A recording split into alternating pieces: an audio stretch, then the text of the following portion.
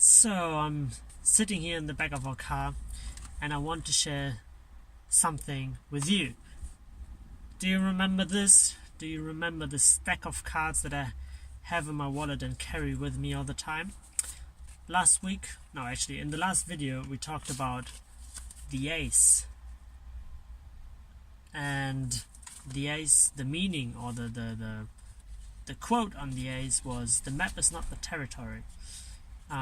Explaining the difference of the reality and how we see the reality, our interpretation or representation of reality.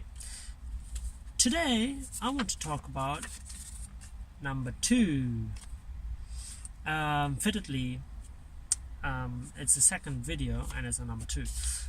So the quote, the phrase on card number 2, well, it's written in Portuguese, so you can have a look. Respect the map of the other. Respeita o mapa do mundo do outro. So when everybody has their own map, their own interpretation or representation of the world, then the world looks different for everybody, right? So I could look at something and somebody else looks at it and we look at the same thing, and exactly the same thing, but we see different things because of our values, our past experiences, our beliefs, and what we focus on, what we're searching for, what we're interested in. You know, I could look at a building with a friend who was standing right next to me, and he could see, I don't know, the cables running around the architecture, and I see the curtains because I'm interested in curtains, and he's an electrician or something, just as an example. And so the second card says respect the map of the other. So we want to acknowledge that